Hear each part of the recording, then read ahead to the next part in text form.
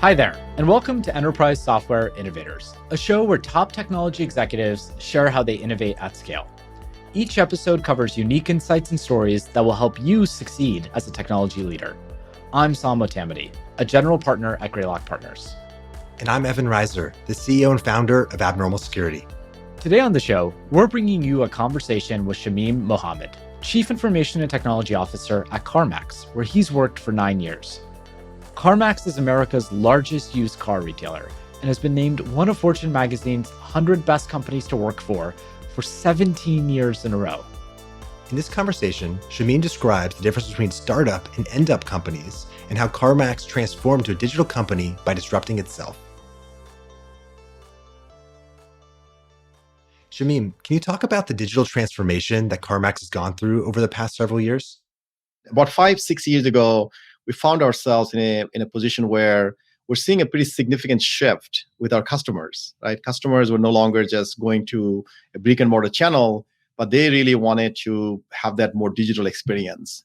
So in order to provide that, we recognized that we had to also become a digital company. So over the last 5-6 years, we've gone through a massive transformation where we took a very successful traditional brick and mortar company and we transformed ourselves into a digital company. What were the early signs that you and your team saw that you needed to make this shift to digital? And what do you think it was about your approach that enabled you to be ahead of that versus behind it like so many others in retail and commerce industries? I think one of the biggest factor was the understanding of how our customers were shifting. And then realizing is one thing, but then having the company kind of get bought into that concept was also critical. From my perspective, our senior level executive team being very open-minded and understanding that we needed to shift was extremely critical. And then the board of directors, they also supported us and encouraged us to be on this journey. This is a very difficult journey because when you're very successful and things are going well, why do you need to make a change? Why do you need to inflict the pain on yourself? And that pain, aversion, is what I think prevents people to go through this journey. But fortunately for CarMax, we were not afraid to disrupt ourselves because we knew that if we didn't, guess what's going to happen? Maybe not immediately, 3, 4, 5 years, 10 years down the road, we would be disrupted. So we wanted to disrupt ourselves before somebody else did. But the key point I would say there would be senior stakeholder engagement, absolutely critical. Board engagement is absolutely critical. And then you just have to go all in. You cannot just say, I'm going to try a little thing here. No, if you want to disrupt, you have to disrupt. You cannot just go try little things here and there. So for us, we went all in. That's really cool. Are there ways in which AI or machine learning has not just kind of accelerated some of the existing customer journey, but maybe it's kind of unlocked, new business opportunities or new business models? Yeah, absolutely. One of the more recent one that I'm so excited about is the instant offer, where a customer can use his or her mobile device or online tools to do a few things, and then we will give the customer an offer on their car.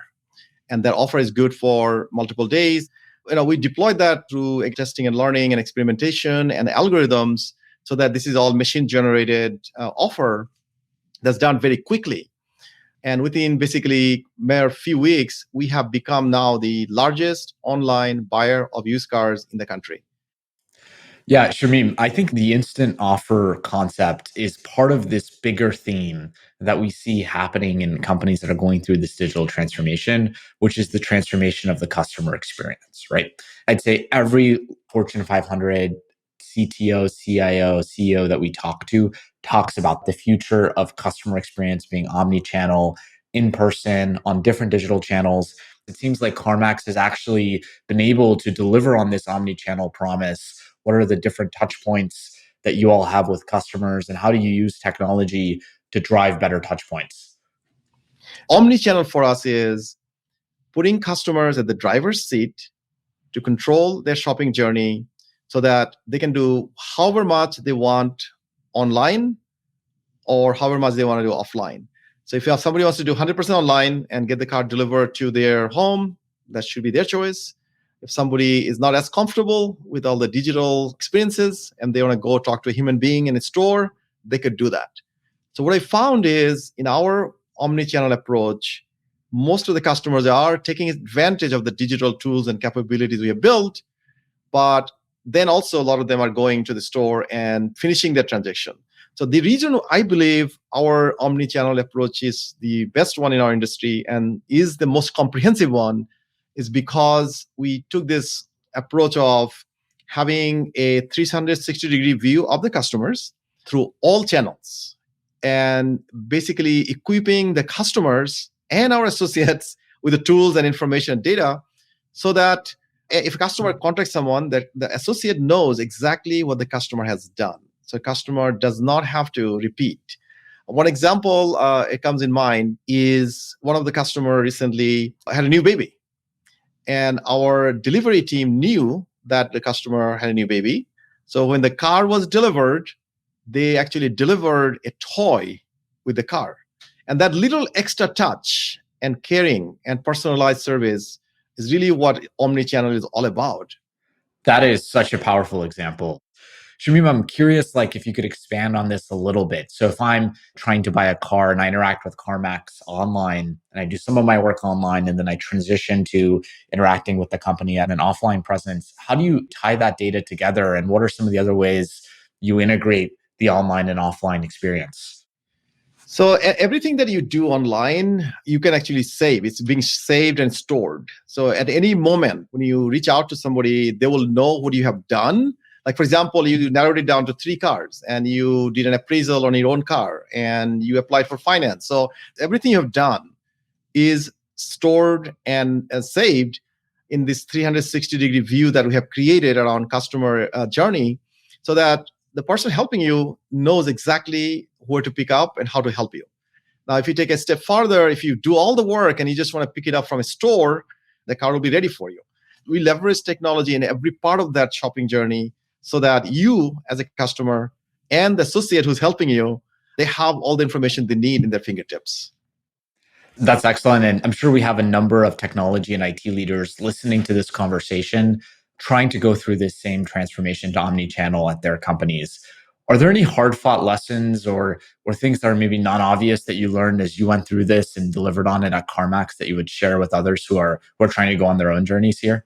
I would say number one is before you embark on this journey, make sure that you have full support of your peers. That would be other key executives of the company and the board of directors. They need to be all in with this transformation because the transformation is painful. It is a difficult journey to take on, especially if you are a successful company because you're saying, hey, we're great. Nothing seems to be broken, but we need to really change everything and the way we do business. Second thing I would say is it is a business transformation. Yes, technology is going to enable it, but at the end of the day, at the core of this is really business enablement and business transformation. And the third advice I would have for you is you have to build the talent. And you cannot underestimate the cultural aspect of this transformation. You have to make sure you have the right people to guide you through this transformation, and your people are coming along with you, in addition to the leadership team. Nice. So I'm curious, what's changed about how CarMax operates to enable this digital transformation we've been discussing?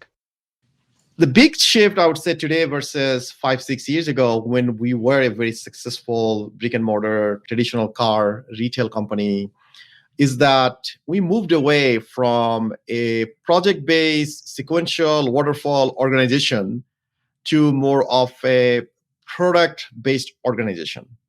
And the product organizations work very differently. They are more empowered. They're more OKR-driven, objectives and key results-driven. There's a lot of transparency in the work they do. And they're supported. They're encouraged to experiment, test, and learn. So that move from project to product was a big shift for us from a cultural perspective and how we work today. And because we have these product teams constantly testing new things with our customers and our associates, that's really helping us innovate and experiment. At any given moment, our teams are doing hundreds of experiments and trying new things. And many of them may not come to any fruition, which is okay. Because what it's allowing us to do is figure out all the things that don't work so that we can identify a few things that do work. Instant offer is a great example. In order to get to that, we had to go through probably 8 or 9 other things that did not work. But we have found this one that's a game changer for our industry. What do you do as a leader to really kind of drive this culture of experimentation, innovation, and testing, iterating, and just continuous learning? The number one thing I have to do as a leader is make sure that I'm supporting. I have their back. I have the team's back so that they can be empowered and they feel good about taking some of this risk. So that's the number one thing I can do as a leader. Beyond that, the other leaders, in my case, my CMO and my CIO, the two critical partners in this transformation that we've been on, without their support, none of this would have happened. And then ultimately, the CEO that I work for, he has been just unbelievable supporter of this change. When the teams see this, when the teams see that, hey, senior executive teams are aligned, and this is just not a flavor of the day or the month, they are on this, they're serious about it, we continue to invest in them and grow them. Guess what? They give 100% and they give more than that. And so I think those are some of the things we have done. I mean, I'll give you one example. When we started out this journey back in, 2016, 6 years ago, we had, a handful of teams, product teams that we just say, okay, we're going to go down this path and we're serious, we're going to do this. Part of the change, we had moved physical space. I mean, we co-located people, we created new job titles, we organized ourselves very differently, very cross-functional team, all those things we did. And that partnership, that way of working has never changed. One other thing we do is show interest in the work they do. Every 2 weeks, all product teams, they're presenting, they're showing what they have done that were very successful, and the things that they tried are not so successful, right? Things that they didn't produce the right results, but it's okay. And the leaders attend those open houses. I attend most of them, COO, CEO, CMO, we attend most of the sessions. So the team knows what they're doing is very important and is driving results. And even if they make mistakes or learn from it, we got their back. That's great feedback. Shamim, can you share how startups or other companies have influenced your approach to driving innovation at CarMax? So one advantage I have as a CIO and CTO of CarMax is I did work for a startup many years ago. I was employee number 5 of a company that became I'd say billion plus company eventually. And so I've seen what a startup kind of mindset can do. And the energy and the passion a startup company has is invaluable. And when the company gets too big and gets away from that startup mindset is when trouble begins. So I went from a startup company to a company that was market leader doing really well, and they were too complacent and could not change. And I ended up leaving them, and today they're no longer around. So that experience kind of taught me, right? If a startup works, end up, I call the other company, end up doesn't work. So when I came to CarMax, I wanted to embody a lot of the same startup mindset at CarMax. And this is why a lot of the interaction with the Silicon Valley companies, startups have been really critical because I value that. The biggest differentiation, biggest thing that I admire from that startup company discussion and a lot of digital company discussion is nothing seems impossible. This whole possibility mindset. Yes, I can do it, or we can do this. Let's go make it happen.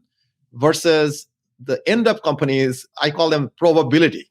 They look at, can I do it or can I not do it? So the possibility mindset is really what CarMax is all about, because we know there's a tremendous possibility with the company and we're working on it through technology and through innovation. And we'd never want to be an end up company that looking at the probability, whether or not we can do it or not do it. So Shamim, can you give us an example of a startup partnership CarMax has had that's been particularly impactful? 3-4 years ago, startup company we looked at, a big company probably say, no, this is too small, too risky, don't go there. But I went and spent time with their head of product. I went and spent time with the founder. And I understood what they were trying to do and what they can be. So as a result, we built a relationship. And it was painful because we had to help them mature. They didn't have the scale or they didn't have a lot of the processes, but I knew the core technology and the drive they had was the right one. So we ended up investing in them as a customer. And today, they're a big enabler for a lot of the things we do. So the point is that we have to keep our eyes open. And we have to be exposed to as many startups as we physically can be in tune with, even though they may not have an immediate use case or immediate need, But maybe a year down the road or 2 years down the road, sometimes I don't even know what I need until I talk to some of these startups. I'm like, oh, that's a great idea. We should probably find a way to leverage that in our company. That makes total sense. Now Evan's going to kick off our lightning round of questions. What do you think is the biggest misconception that people have about technology in the auto or retail industry? Biggest misconception is how fast self-driving cars going to be on the road. I think it's still a kind of hype. It's not imminent. What is the number one thing every new CIO should be thinking about when they take a new role at a new company? Build a great team. What do you think is like the biggest mistake a CIO can make? Try to make too much transformation without building that internal partnership and having a strong team to support that transformation. How do you measure a CIO? Ultimately, is the business results and business outcome, what the CIO or the CTO is driving. And the secondary measure would be what culture he or she is creating that's driving that business result. If you think about the role of CIO today and what the role looks like in 5 or 10 years, what do you think are some of the big changes? The role of the CIO and the CTO is becoming more and more business focused. It's less about technology, more about business outcome. That's really what the role has become and will be becoming. What's a recent book you've read that's had a big impact on you and why? One recent book I read, which I influenced the title of the book, is Getting to Nimble. It's a book by a guy named Peter High. He talked to over 500 CIOs and CTOs and to write the book. And he gave me credit for the title, but that's not the reason I like it. I just think he has some great content in there. What is the new technology that you're most excited about? I think the machine learning and AI, we're just scratching the surface. I'm most excited about that. Me too. That would be my answer as well. This has been a really fascinating conversation. I feel like I learned a lot and just really enjoyed our time together. I just want to say, thank you so much for making the time to speak with us. Well, thank you. Thanks, Shamim. That was Shamim Mohammad, Chief Information and Technology Officer at CarMax. Thanks for listening to the Enterprise Software Innovators podcast. I'm Evan Reiser, the founder and CEO of Abnormal Security. And I'm Saam Motamedi, a general partner at Greylock Partners. Be sure to subscribe so you never miss an episode. You can find more great lessons from technology leaders and enterprise software experts at enterprisesoftware.blog. Enterprise Software Innovators is produced by Luke Reiser and Emily Shaw and is mixed by Veronica Simonetti. See you next time.